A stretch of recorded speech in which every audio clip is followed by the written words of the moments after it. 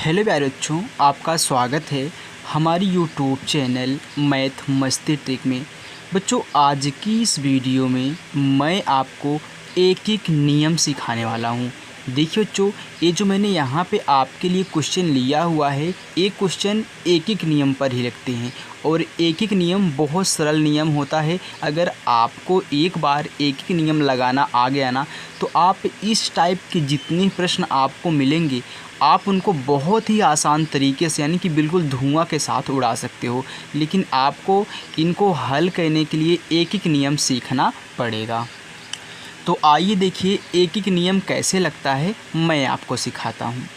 यहाँ पे आपका क्वेश्चन दिया गया है, यदि 9 गेंद का मूल्य 720 रुपये है तो ऐसे ही 7 गेंद का मूल्य कितना होगा।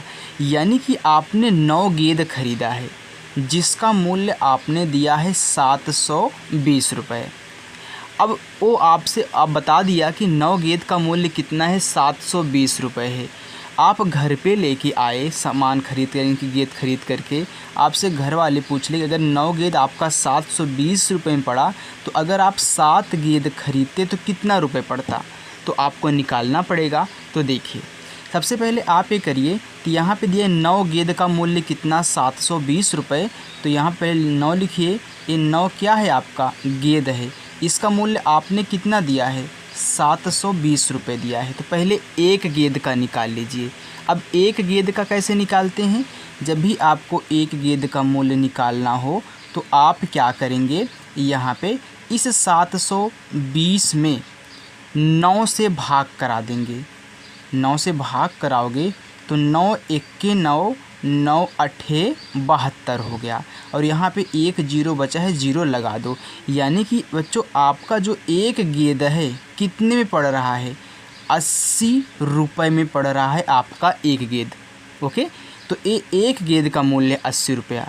अब 7 गेंद का निकालना है तो 80 में क्या करोगे, 7 से गुणा कर दोगे। तो देखिए 7 गेंद का मूल्य, तो 7 गेंद का मूल्य कितना हो जाएगा, 80 गुणे यहाँ पे 7।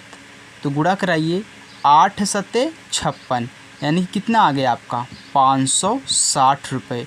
ये आपका क्या है, 7 गेंद का मूल्य है।